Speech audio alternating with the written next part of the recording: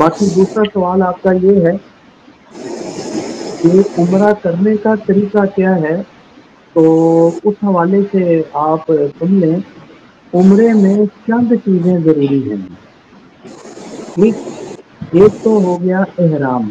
احرام تو ظاہر ہے یہ حج میں بھی فرض ہے اور عمرے میں بھی فرض ہے۔ احرام کے بغیر نہ حج ہوتا ہے نہ عمرہ ہوتا ہے، یہ تو ضروری ہے ہی ہے، ٹھیک۔ اور احرام کے حوالے سے یاد رکھیے، احرام چادریں پہننے کا نام نہیں ہے۔ ہم سمجھتے ہیں نا چادریں پہن لی احرام ہو گیا، احرام چادریں پہننے کا نام نہیں ہے۔ چادریں تو احرام کا لباس ہے، احرام نہیں ہے۔ احرام اصل میں نام ہے اس چیز کا کہ عمرے کی نیت کرے اور نیت کرنے کے بعد تلبیہ پڑھیں گے، لبیک اللہم لبیک، لبیک لا شریک لک لبیک، ان الحمد والنعمت لک والملک لا شریک لک۔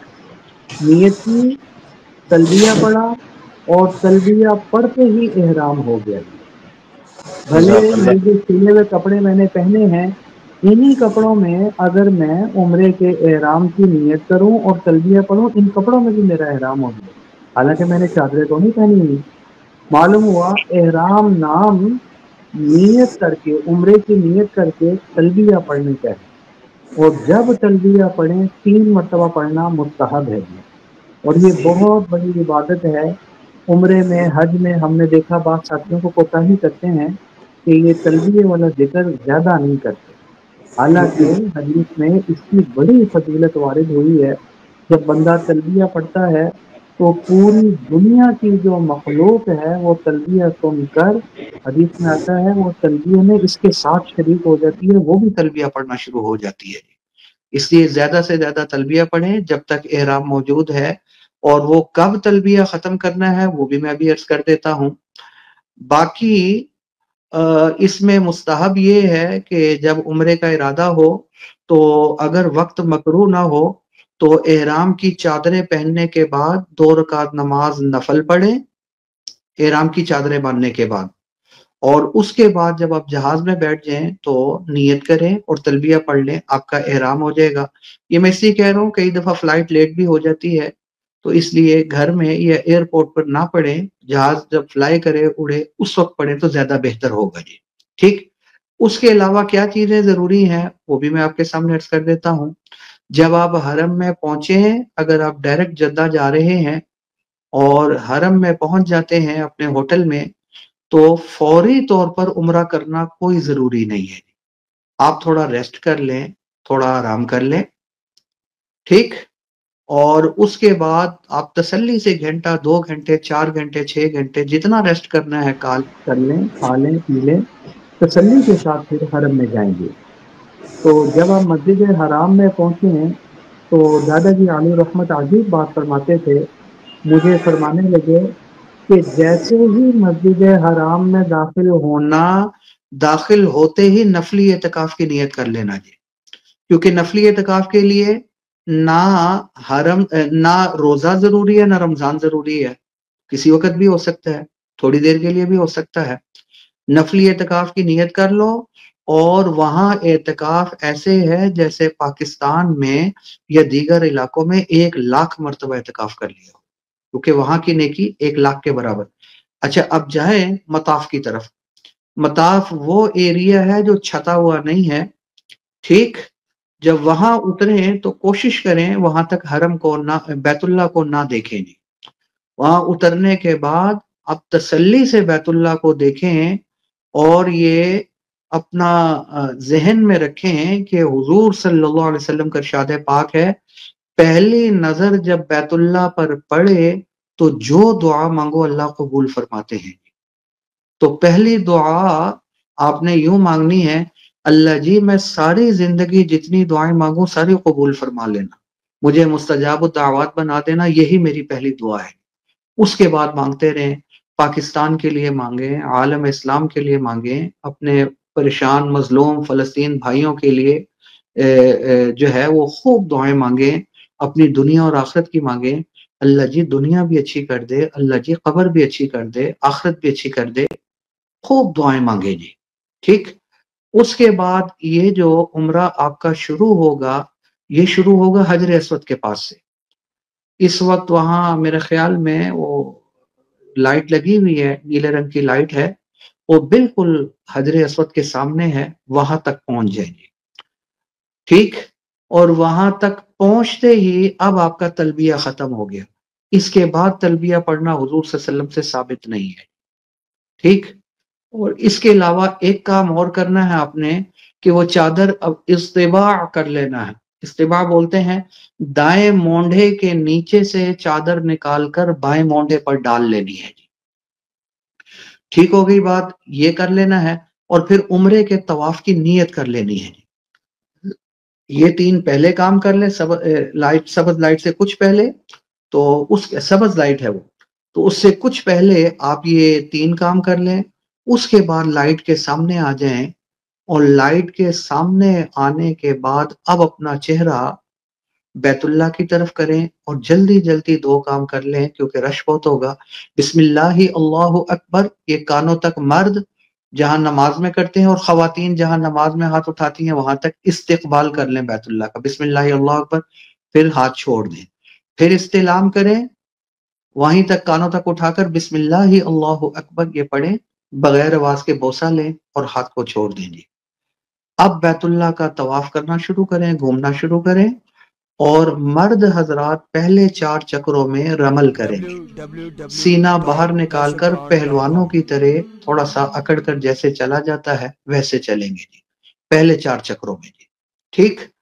اور بیت اللہ کو دیکھنا نہیں ہے، کیونکہ آپ صلی اللہ علیہ وسلم نے بیت اللہ کو دیکھا نہیں تھا جی، گول گھومتے ہوئے جی، ٹھیک؟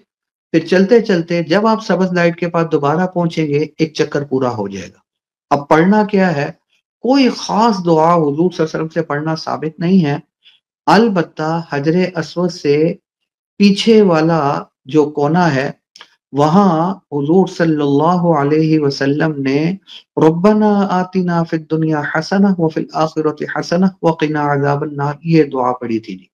یہ گھومتے ہوئے جب تک سبز لائٹ کے پاس نہیں آ جاتے تو یہ آخری کونے سے گھومتے ہوئے سبز لائٹ تک وہ دعا پڑھتے رہیں، اور لوگ بھی پڑھ رہے ہوں گے، آپ نے بھی پڑھ لینا ہے، ٹھیک ہو گئی بات؟ اور جب سبز لائٹ کے پاس پہنچ جائیں، اب صرف استلام کرنا ہے، بسم اللہ، اس کو دیکھتے ہوئے بیت اللہ کو بسم اللہ اللہ اکبر پڑھیں، ہاتھ چھوڑ دیں، پھر گھومنا شروع کر دیں، بیت اللہ کو نہیں دیکھنا، اور جب بھی پہنچیں گے حجر اسود کے پاس تو اسی طرح آپ استلام کریں گے، اور باقی اس آخری کونے سے پہلے جو حجر اسود سے ہے ربنا آتینا پڑھیں گے، ایسے آپ کے 4 چکر مکمل ہو گئے جی۔ اس کے بعد آپ نے پھر پہلوانوں کی طرح نہیں چلنا، عام رفتار سے چلنا ہے، تو یہ آخری کونے کے پاس تو آپ نے ربنا آتینا پڑھنا ہے، اس سے پہلے کوئی ذکر کرنا ہے، تلاوت کرنی ہے، دعا پڑھنی ہے، کلمے پڑھنا ہے، جو پڑھنا ہے پڑھتے رہیں، اور میرا مشورہ یہ ہے کوشش کریں زیادہ سے زیادہ پہلے کلمے کا ورد کریں، اور نیت یہ کریں اے اللہ اتنی بابرکت جگہ پر طواف کرتے ہوئے جو میں یہ کلمہ پڑھ رہا ہوں، یہی کلمہ موت کے وقت میری زبان پر بھی جاری فرما دیجیے، ٹھیک ہو گئی بات؟ گھومتے رہیں، 7 چکر آپ کے پورے ہو گئے، ہر چکر کے اوپر آپ نے استلام کیا جی۔ اب یہ ٹوٹل استلام ہو گئے آپ کے 8، ہر چکر کے بعد ایک اور ایک شروع میں کیا تھا جی، تو یہ 8 استلام آپ کے ہو گئے۔ اب اس کے علاوہ یہ طواف میں یہ عمرے میں یہ جو طواف ہے یہ فرض ہے جی، یہ واحد فرض ہے جو عمرے میں ہے، وہ ہے طواف۔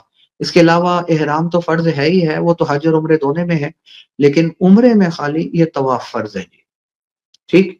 اور اس میں ایک چیز کا خاص خیال رکھنا ہے کہ دوران طواف آپ کا وضو نہ ٹوٹنے پائے، کیونکہ وضو واجب ہے جی، ٹھیک؟ اگر بغیر وضو کے آپ نے 4 چکر یا اس سے زیادہ لگا لیے تو دم واجب ہو جائے گا جی، اس چیز کا بڑا خیال رکھنا ہے جی، ٹھیک ہوگی بات؟ تو اب جب طواف ہو گیا تو اب جہاں مسجد حرام میں جگہ مل رہی ہے 2 رکعت نماز نفل ادا کریں،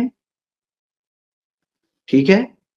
طواف کی نیت سے 2 رکعت نماز نفل واجب الطواف یہ ادا کریں، اس کے بعد جا کر زمزم خوب پئیں، پھر بیت اللہ کی طرف منہ کر کے خوب دعائیں مانگیں، کیونکہ حضور صلی اللہ علیہ وسلم نے بھی مانگی تھی، اور یہ بڑی قبولیت کا وقت ہے جی۔ اب دوبارہ سبز لائٹ کے پاس آ جائیں جی۔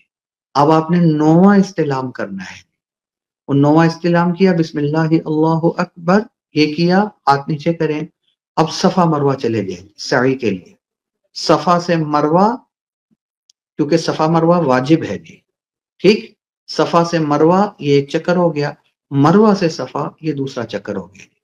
اس کے بیچ میں 2 سبز لائٹیں لگی ہوئی ہیں، وہاں حضور صلی اللہ علیہ وسلم عام رفتار سے ذرا تیز چلے تھے، آپ نے بھی تیز چلنا ہے، خواتین تو عام رفتار میں چلیں گی جی۔ کیوں؟ یہ اصل میں یاد ہے حضرت ہاجرہ کی کو، وہ جب بچے کے لیے پانی تلاش کر رہی تھی تو جب وہ پہاڑ میں ذرا نیچے جاتی تھی تو خطرہ ہوتا تھا کہ بچے کو کوئی درندہ نہ کھا لے، وہ تیز دوڑتی تھی جی۔ تو اللہ کو یہ ادا اتنی پسند آ گئی کہ قیامت تک کے لیے اس کو عبادت بنا دیا جی۔ تو صفا سے مروہ 1 چکر، مروہ سے صفا 2 چکر، تو 7 چکر اس طریقے سے ہو جائیں گے۔ اور جب بھی یہ سبز لائٹوں کے دوران آپ چلیں، جہاں میں نے کہا عام رفتار سے تیز چلنا ہے، تو وہاں ایک دعا پڑھنا ثابت ہے اور مستحب ہے، وہ یاد کر لیں، رب اغفر وارحم انت الاعز الاکرم، بس یہ، اس کے علاوہ جو دعا جو ذکر کرنا ہے وہ کرتے رہیں جی۔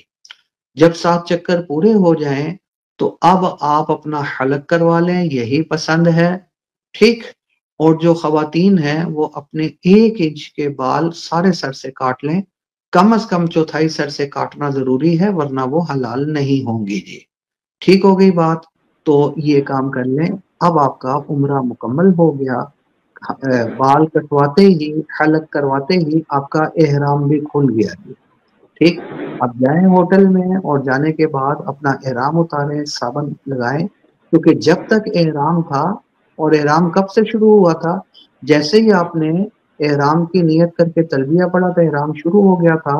تو احرام شروع ہوتے ہی کچھ پابندیاں لگ گئیں، خوشبو والا صابن نہیں لگانا، بال نہیں کاٹ سکتے، ناخن نہیں کاٹ سکتے، ایک سے علاوہ کپڑا مرد حضرات نہیں پہن سکتے، اور جوتا جو پہننا تھا وہ ابری ہوئی ہڈی درمیان والی جہاں تسمے باندھتے ہیں وہ ٹخنا ننگا ہونا چاہیے تھا مرد حضرات کے لیے، عورتوں کے لیے تو پابندی نہیں ہے۔ بہرحال جتنی پابندیاں تھیں وہ احرام کی حالت میں تھی، جیسے ہی حلق ہو گیا یا بال کٹ گئے یہ پابندیاں ختم ہو گئیں، کیونکہ آپ کا احرام کھل چکا ہے۔ اب جائیں خوشبو والا صابن استعمال کریں، آپ حلال ہو چکے۔ آخر میں 2 لفظوں میں اگر میں خلاصہ نکالوں تو عمرے میں ایک چیز فرض ہے، وہ ہے طواف، اور باقی 2 چیزیں واجب ہیں، ایک صفا مروہ کی سعی، اور دوسرا یہ حلق کروانا یا بال کٹوانا، یہ 3 چیزیں ضروری ہیں، باقی چیزیں مستحب ہیں۔ اللہ سے دعا ہے اللہ صحیح سمجھنے کی اور حضور کی سنت کے مطابق عمرہ کرنے کی توفیق بھی عطا فرمائے اور قبول بھی فرمائے۔ درس قرآن.com